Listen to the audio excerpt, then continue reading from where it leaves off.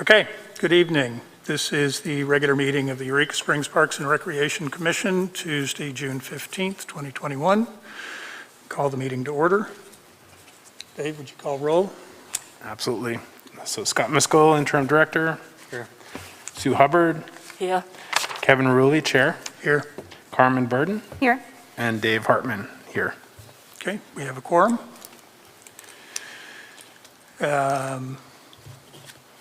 Can I get a motion to approve the agenda? I move we approve the agenda for tonight's meeting. Second? I'll second. Discussion? Any corrections or changes? All in favor? Aye. Aye. Everybody? Okay.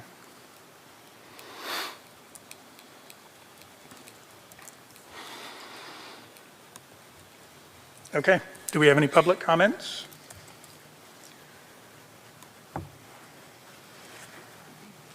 Public comment, you have to include something that I wanted to say?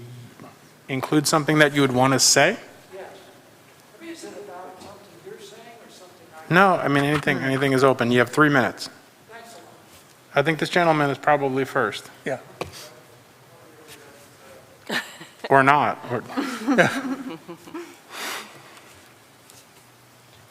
Okay. Please give your name and where you live, and limit it to 3 minutes, please. How's this volume? Volume okay? Yes. My name is Michael Shaw. I live at 88 County Road 326, which is down in the valley where Kings River meets the Keels Creek. Since I was here in the 70s, went home, came back. We've been here since 2013 full-time, where we joined Pat Cosner and Doug in the 2-year struggle to fight for the Ozark woodlands with Save the Ozarks. So I'm here tonight to make a comment about the loss of the trails that were walking only from a parking area to the road into the park that allowed us to walk up to Miners Rock. You know, growing up in the Rock Creek Park area of Washington, D.C., I really appreciate the fact that you can lose all your troubles if you take a short walk in the woods, especially now where everything is in such turmoil. Especially now where we have climate emergencies. It's my personal opinion that if we're going to get people aware of the options in their lives, we have to get them into the woods and help them to calm down and understand that we've lost millions of birds, bees, butterflies, and insects as a result of the crush of the civilization. So I would like to have walking trails only back up to the 400 million year old rock formations that are part of the original formation of North America. This is the only place in North America where it is so easy to teach children and adults that we were underwater 200 million years ago. And all of the rocks that are around Miners Rock, in those layers, help us understand how the earth is formed and how it comes apart. Very important to me that the children get involved with understanding the climate. So I would like to have back walking trails to a Miners Rock that are specific to walkers only. I'd like to have parking close by instead of having to park at the ball field and swamp boodle my way over there. And I would like the biking trails to use horns as warning signals. Thank you very much for your time and for listening. Thank you.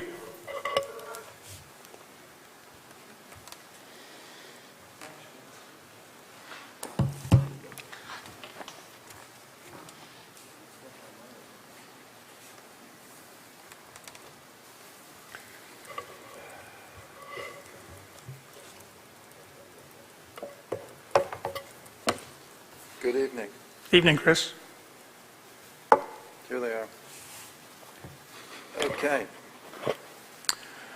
My name is Chris Fisher. I live at 3201 County Road 302, better known as Rock House Road, south of Eureka Springs.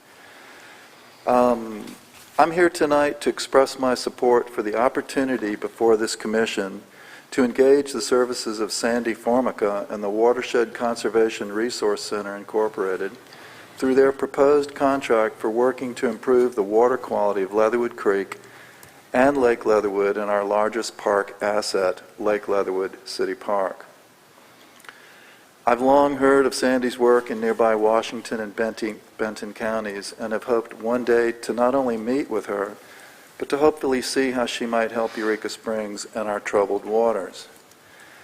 As a member of the Springs Committee, working with Barbara Harmony and Parks to bring attention to the amazing water bodies of our unique terrain, I wished for extensive expertise and the requisite funding needed to address the quality of our springs, streams, and lakes.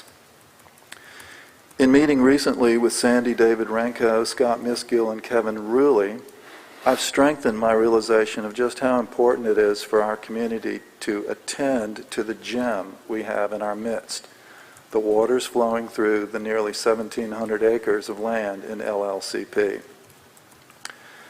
I've also been privileged to find some amazing historical information about the transformation of what was once called Deer Creek, appearing in early township surveys of Carroll County in the 1840s. A trove of blueprint plans, maps, and pencil sketches created by the Soil Conservation Service in 1938 and 39 illustrates the planning for the construction of impounding Leatherwood Creek by inundating the valley floor to an elevation of 1,040 feet. It also shows the acquisition of the private farmlands, the initial development of recreational use and administrational areas, along with swaths of what were called wildlife areas.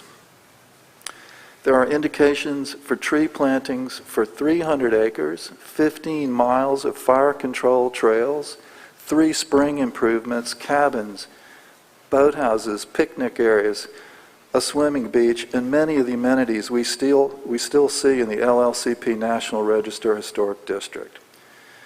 What Ms. Formica brings to this ongoing story is a proven track record and is highly regarded in the conservation trade for her teamwork in fixing problematic stream banks and improving the riparian landscape for many communities in northwest Arkansas.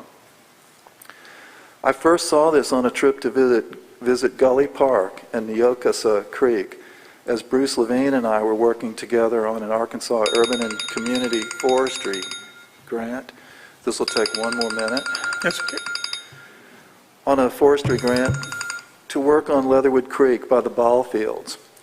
Her team had just finished the impressive plantings and slope grading along the creek there, and it was impressive already as a recently completed project.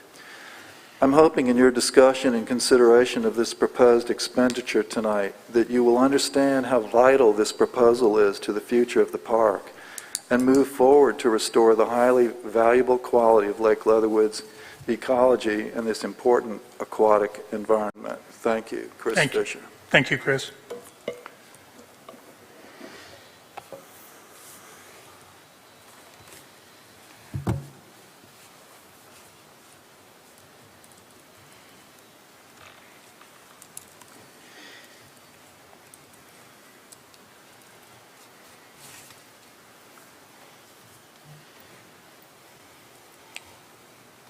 Good evening.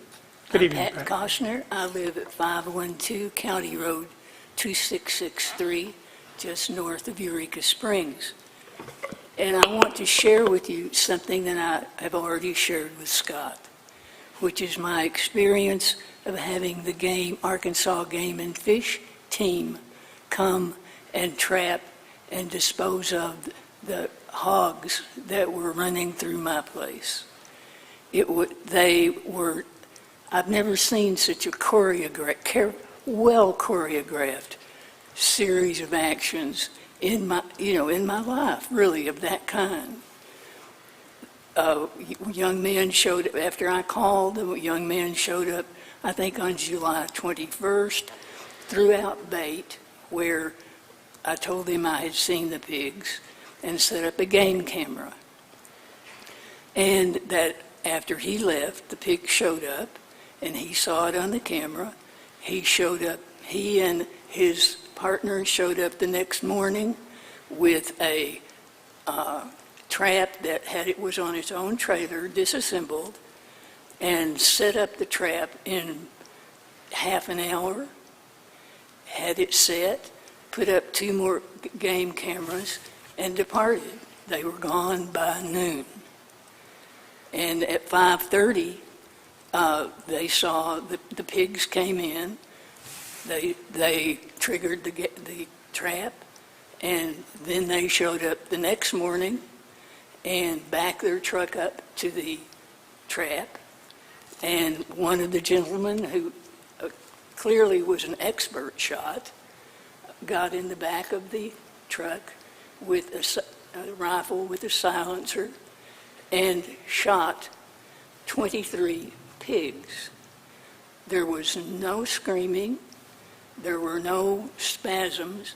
He dropped them all in their tracks, one after the other. Then they loaded all of the dead pigs in the truck, disassembled the trap, and were gone. Now, I would say they spent maybe 3 hours total in all of that. And that service is available at no cost. And they were very polite. They were both biologists. They were both very experienced. So I just wanted you to know that is available and that it works very well. Thank you, Pat.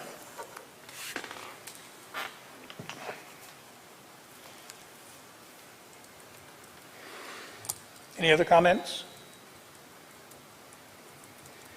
Okay.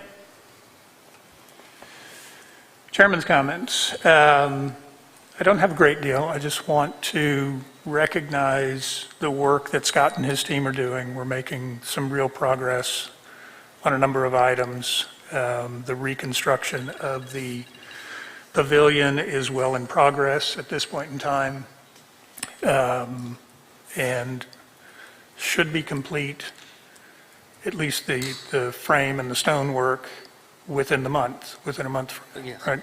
Yes. Trails, Sam Dudley, who we've hired as trails coordinator, and one contract person that we've had have made real progress on the trails, on Twin Knobs, Lost Ridge, the switchbacks, the overlook. Done a great deal of cleanup and weed eating, and the trails that I've been on in the last couple of weeks are in better condition than they have been on in years.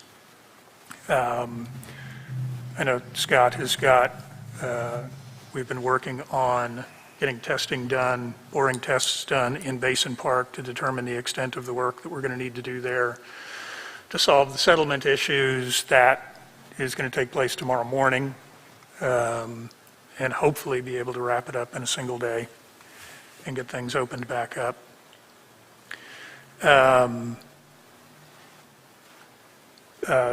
Black Bass Lake, I was out there about a week ago, and they've made some really extraordinary progress there. They've cleaned up the parking areas, they've organized them better. It's far easier to park. You can probably park twice as many cars as you used to because the spaces are clearly designated now. I believe they've wrapped up reconstruction of the bridge at the south end of it that had really fallen into bad repair. And the gardens in town are looking really good and are being kept up really well at this point. So that's really all I've got tonight.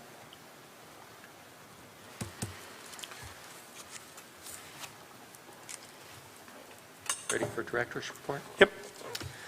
Well, you covered a lot of what I had to say.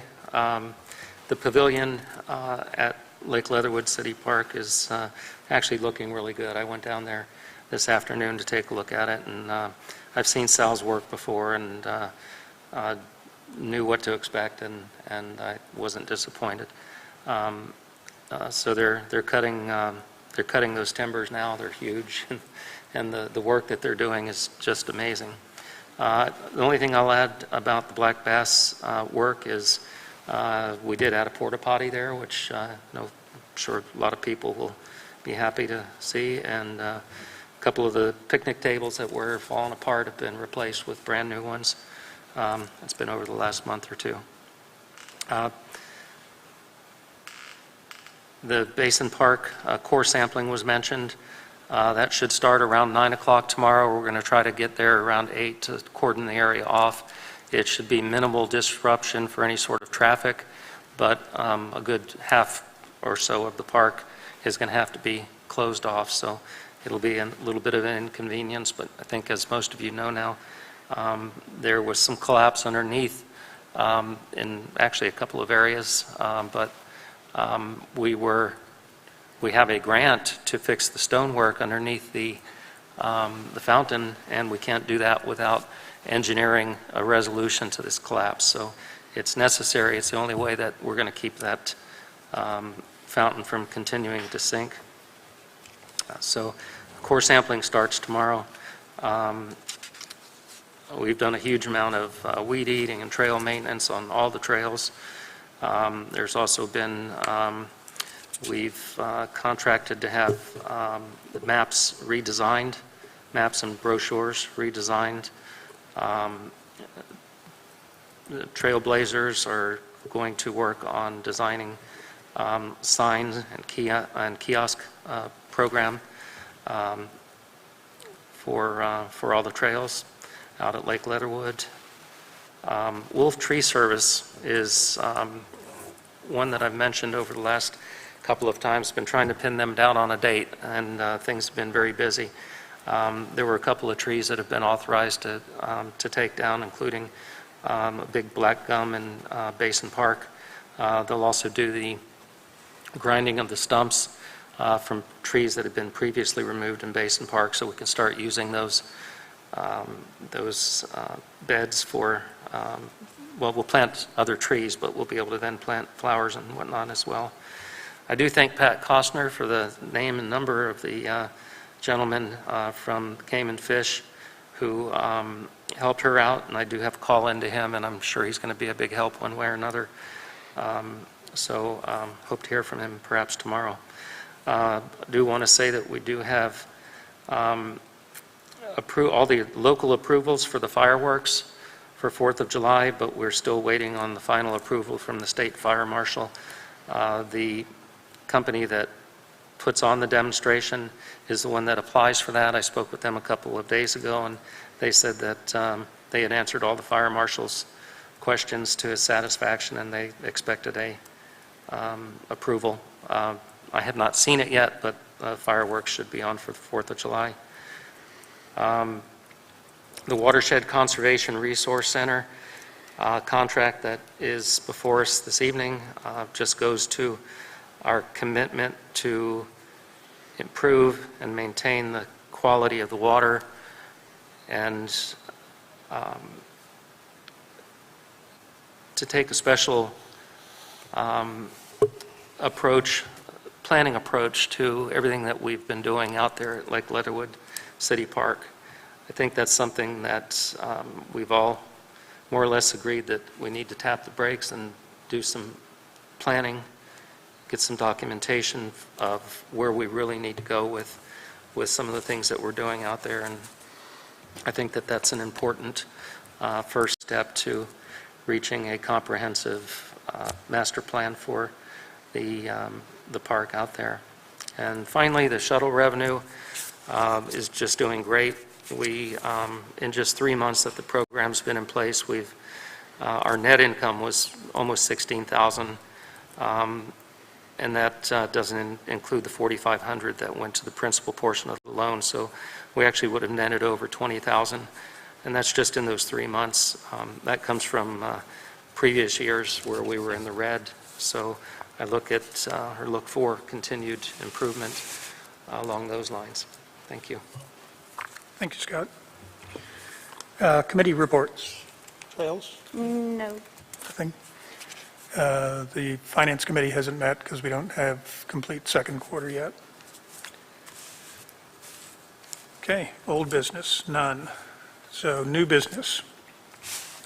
Item number 1 on the agenda is to discuss the proposed consulting agreement with the Watershed Conservation Resource Center. Everybody has seen the contract. We sent out the statement of qualifications. I don't know that I can add much more than what Chris offered for us. I will say that in the meeting that we had with Sandy, I was quite impressed with her knowledge and with, I think that the expertise and the connections she has, the real advantage to the commission and to the park is that she will be able to do a lot of the legwork for us on seeking grants and seeking support from both state and federal entities in support of the work that we need to do out there to clean up the lake. I think it's absolutely critical. When we were putting together the 2021 budget at the end of last year, we had earmarked money for doing some conceptual master planning for the park because a lot of the work that has taken place out there really over the last 10 years has been pretty haphazard and not really thought out before it was done. And so before we do anything new or make any significant changes within the park, we felt it was important to get master planning done. Adding the WCRC work to that is going to help guide a lot of the decisions that will ultimately be made as to where campsites should be, whether there should be any RV parking or any RV overnight sites there, what we should do about trails and trail crossings in the Leatherwood Stream area. And so I think the two will go hand in hand. Sandy's work will need to occur before we get any site planning work initiated. But I think we're on the right path for being able to put together a plan for making decisions well into the future, both with the maintenance of the resources that we've got out there and any future development of recreational activities and sites within the park boundaries.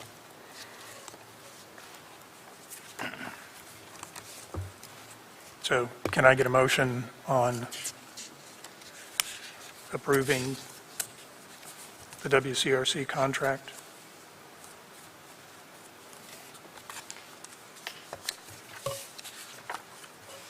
I move to approve the consulting agreement attached to this evening's agenda as attachment 2 to direct the interim director to execute the agreement and to attach a copy to the minutes of this meeting once approved. Can I get a second? Yes. Discussion? Scott, as we have you here, just as far as the contract goes, is that written in a way that's beneficial to those people? Does it meet contract law? Oh, yes. Yes, it's actually pretty basic. Yeah. I've seen worse, let me put it that way. It's actually written in a pretty fair manner that we would expect of somebody that we wanted to do business with.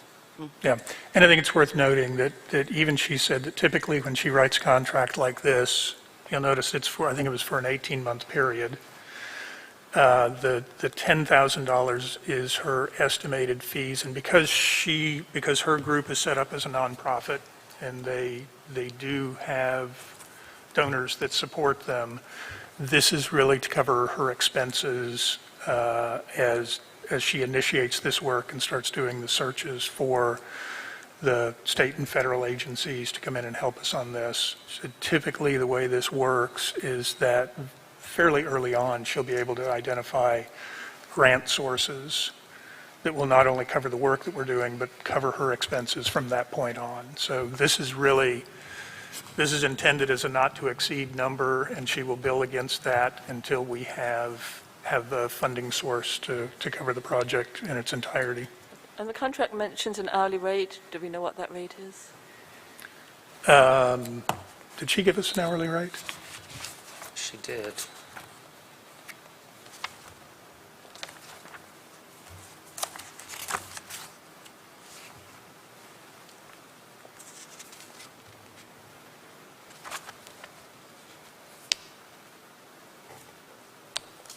Yeah, I don't recall sitting here at the moment. But it seemed like a reasonable rate to you when you saw it. Yeah, I mean, we've got a lot of pages here. I don't recall the exact amount. I want to say 50 an hour, but I can't swear to that. Yeah, if it's in that range, it doesn't sound unreasonable. Right. We can clarify that. Any other discussion? Okay, we have a motion and a second. All in favor? Aye. Aye. Aye. Aye. Okay. Motion carries.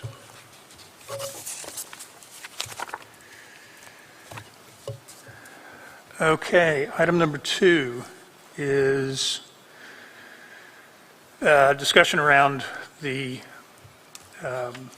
damage from the pigs. I will say that, this is something that has kind of come and gone over the dozen years that I've lived here and been out in the park. It does seem to be worse this year for some reason, and it would be interesting to find out why. It has always been a problem on the eastern side of the park, especially in the Hyde Hollow, Lost Ridge area, and occasionally up onto the lower slopes of Twin Knobs. Really, it's been in the last year that we've seen a lot of activity on the western side of the park. And I know I've got friends that live on the river side of Wolf Ridge Road, which is over the ridge to the west, and they've had a lot of activity on their property for the first time. So I know there were traps acquired by parks, and they were the ones that were probably the same ones that they used, which they're not the same ones. They were, from what I understand, they were the ones that were recommended by Arkansas Fish and Game to Huss.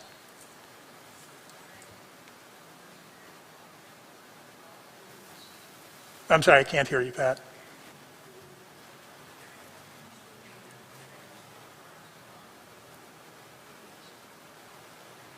Yes.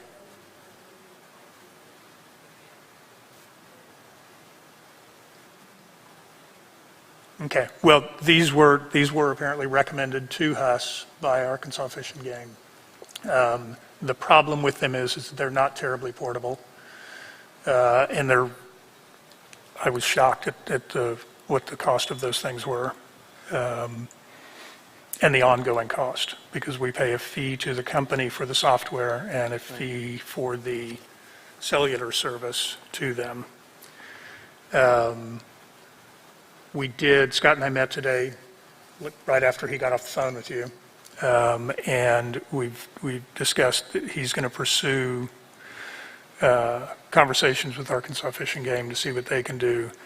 I think it would also be prudent of us to sell the 2 existing traps that we have, because, like I said, we can't move them to the areas of the park where we know the activity is. And it makes absolutely no sense to continue to spend money on them. And get a more portable trap that we can move to the areas that we know where activity occurs.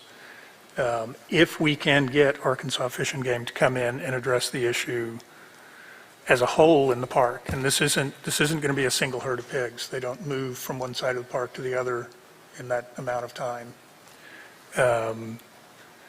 then we will allow them to do it and see if it can mitigate the problem without investing in another trap. But I don't think the problem is going to go away. There will continue to be problems with herds of feral pigs in the park, and we need to be able to address it in a more effective manner. Do you want- I'd like to just mention that not only have I heard from some of those that I know are in the audience tonight, but I've heard again from someone else just today. They counted 30, he said 33. You get that many little pigs around. Who knows how accurate that is, but that's a lot of pigs, and Yeah. we've seen the damage out there. We need to do something. Although I've asked or requested approval of the purchase of the new trap and the sale of the others, I would propose to go cautiously wait, and I wouldn't, once I have your approval, I would still wait to see what the gentleman from Game and Fish Yeah. has to say. I called him today, and if he advises that a different step or a different approach would be better, as in keeping what we have, then I would come back to you and request that we vacate the vote on this. But I would like the ability to go ahead and have that option once I speak with him. We do have a city auction coming up, so if we do sell those, because that was $8,394 for the, and it's Boar Buster. Anyone who wants to see a picture of it, it's boarbuster.com is the traps that we have, and they're huge and just very difficult to, in a wooded location, to get them out where you need to. Right. So, but Yeah. I will seek his advice and certainly not sell anything until I get a thumbs up from him. Yeah, I don't want to have to wait another month to take a vote on acting on this. So I think that the vote we will take is to give you the approval if we cannot get the support that we need from Fish and Game, Very well. and move forward with it. So can I get a motion on the sale of the existing traps and the purchase of a portable trap?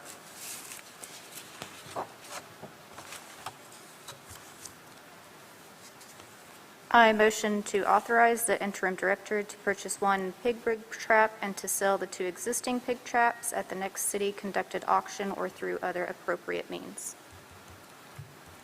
And if you would add, request that he continues to pursue assistance from Arkansas Fish and Game.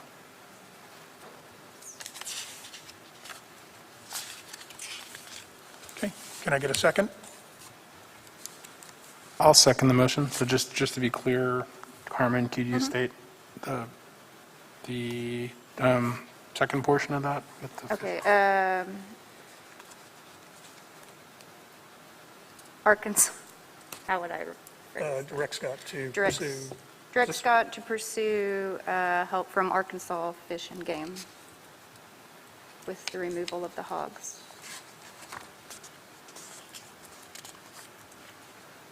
Very good, thank you. Okay. Discussion? Yes, I have a question of Scott. So I looked on for the video of the trap you're proposing to buy, and it was, where they set up was in agricultural situations where they had flat ground and clear ground. Yes. And I wondered if you had spoken to anybody or checked out that that will work on slopes, around trees, with shrubs, uneven ground. The one that we're proposing uses a flexible mesh, and so it does appear, I've never personally used one. I have, by the way, used the Boar Buster trap. But this one, because it's a flexible netting, and it's also portable and light enough to carry around and move around, I think it'll be much easier than the other. The Boar Buster trap is very similar to like a horse corral. Yeah, And the- no, I get that doesn't work, and I get that this is portable, but, Oh, okay. but I just want to make sure that, you know, if you knew anybody locally who had used it, or where did you get that information that it would work? Yeah, Oh, the ones that we're proposing? that yeah, we buy? yeah. I don't know of anyone locally that has has used that particular trap. I don't know of anyone else personally who's used the one we have, for that matter, Right. other than I heard Pat say that Have you spoken to the company specifically about our conditions? about, The conditions that we were proposing to use it for? Have you spoken to the company Oh. directly? Sam Dudley is the one that did that research. Yeah, and that's Can't fine. say, Yeah, that's fine if someone on staff's done it. Yeah. Actually, so he has spoken to the company about it. and it's- right, it will in work. fact, he's the one that proposed it. He would be one of the main ones setting it up and moving it. Okay, anything else? Right, Yeah, I'd like to make an amendment. Yeah, is that the right thing? The amendment Amend the to motion, yes. Promotion, yes. That we go ahead and authorize Scott to spend the money, but we recommend that he do due diligence to make sure that this is going to be something that works for us. Okay, Okay, so you're proposing an amendment that we, how would you phrase that? Yeah, so we authorize Scott to spend up to $10,000 on a pig trap, but up to $2,000, sorry, on the pig trap, but that he, in addition to contacting the Arkansas state, that he also continue to do diligence to make sure, to do best to ensure that the trap will work in our conditions. so due diligence on this particular trap.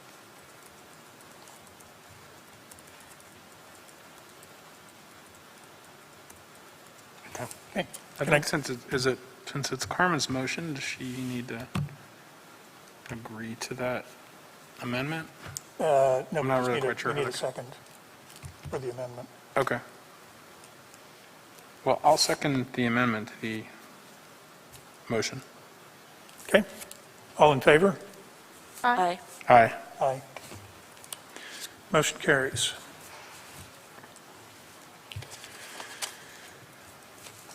Okay, item number 3, vehicle issues.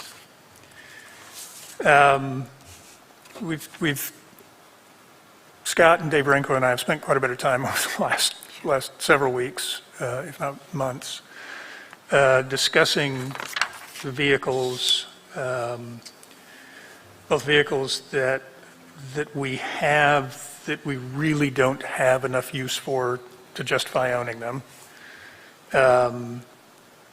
or the maintenance costs associated with them, and other vehicle needs that that we really have that we need to find a way to fund for. So we had originally, in the budget for this year, approved $25,000 for a new vehicle to replace, I think, Vince's vehicle, the vehicle he's been using. All of the park's vehicles are quite old, and they're getting much more maintenance intensive. There are two vehicles in particular that were purchased in recent years, the dump truck and a skid steer, both of which have been just bleeding cash in maintenance costs. They were not, I don't think they were necessarily good purchases. They were bought inexpensively, and there's a reason why. Apparently the dump truck was used as a salt truck in Missouri, and so we just recently had to replace all of the fuel lines and the brake lines and pretty much everything, exhaust system, everything on the underside of the truck, because it had all completely rusted away. The skid steer is just simply a heavier piece of equipment than we need. It was purchased as part of the trail maintenance equipment, but it's not a piece of equipment that you would ever use maintaining trails. So what we are proposing is selling both the dump truck and the skid steer. We've checked with City Hall on what the requirements are around selling vehicles. And I think what we got from Lonnie was that it just requires the approval of the mayor, or does it require city council approval? If it's to For the sell, sale? to sell an asset of $5,000 or more, we need the mayor's approval. Okay, But to purchase, and the amount is going up to $35,000. It's currently 20, but it will soon be $35,000, July 28th, I believe. If we purchase anything over that, it has to be through a competitive bidding type process, which doesn't work well for used vehicles. It would be Right. very difficult. So that being said, we would have to go to the city council if we were going to exceed $35,000 on the truck. so Scott and Vince have done a little bit of research on the value, what we could expect to get out of the dump truck and out of the skid steer. And did you have that on here, Scott? I didn't, that was an email that I sent you. Okay. And then proceed with purchasing a truck, preferably an F-250 or a Dodge 2500 diesel that has the capacity to pull a heavy trailer, and then get a dump trailer that could serve as both a vehicle to move the equipment around, like the excavator, the mini excavator, as well as any, carrying any loads, debris that we need to haul to the dump, or that sort of thing. So replacing the dump truck with a trailer that's a little bit more flexible in its uses, replace the dump truck with a vehicle that will be used primarily by Vince in maintenance, but also have the capability of pulling a heavier trailer. The numbers, and I don't remember them right offhand, but what we would expect to be able to sell the dump truck and the skid steer for will more than offset the additional costs above the $25,000 that we have budgeted currently to purchase a good quality dump trailer and a good quality one-ton pickup with a diesel engine that has at least a 10,000-pound towing capacity to it.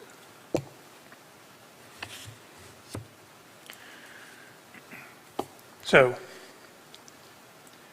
if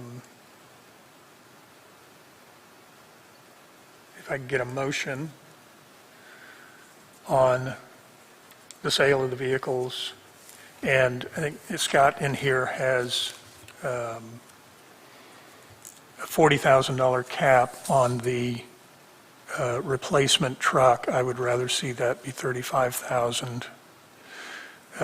And if we wind up with funds additional to that from the sale of the vehicles that aren't used on the purchase of the new truck and the dump trailer, then it will simply carry forward, because we're going to need to get on a plan of replacing one vehicle a year for the next 4 or 5 years, because they're all in pretty rough shape.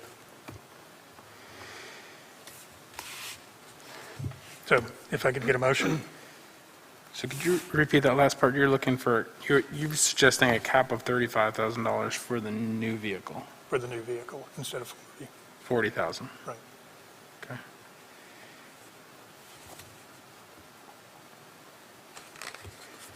So I can make a motion.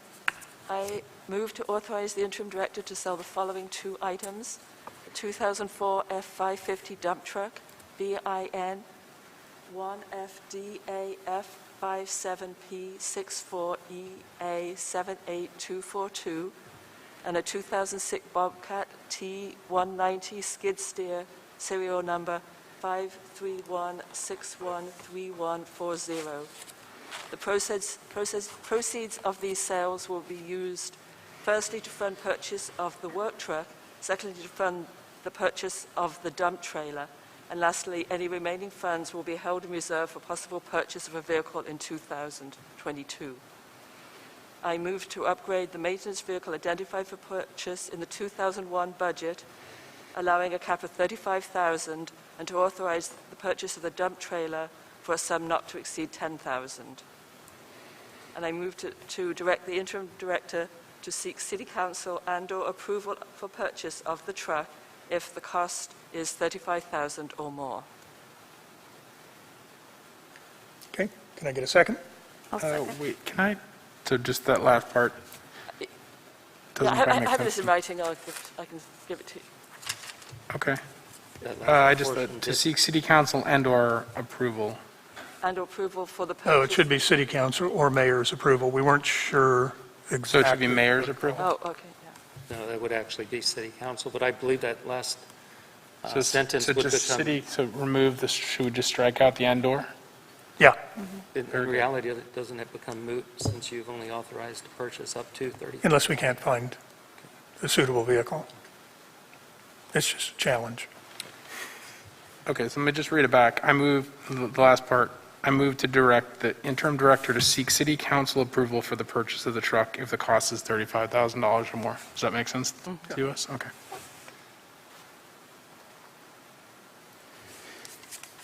Okay, I will second that motion. Okay, all in favor?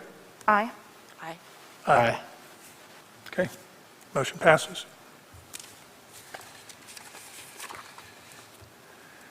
Okay, commissioner comments. Start with Sue this time. None. Nope. Carmen? I have no comments. Dave? No, nothing really. Okay. Thank you. And last thing is approval of the meeting minutes from the last regular meeting. So I think, did everybody get a copy? I did. Okay.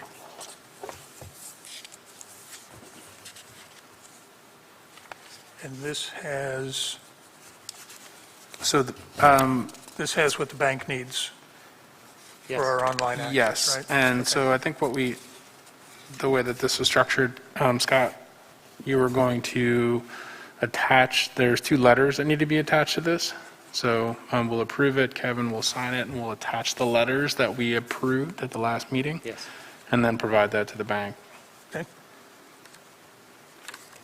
And I believe we've stated from now on, you'll just give me the signed minutes and, Well, yeah, so I'll take care of it, Kevin will sign it, and you and Nikki will take care of getting it filed, so we have it on record, and/or relayed to banks or whoever else might need it. thank you. Okay. Can I get a motion to approve? I so move. Second? Yeah, I second. Okay, all in favor? Aye. Aye.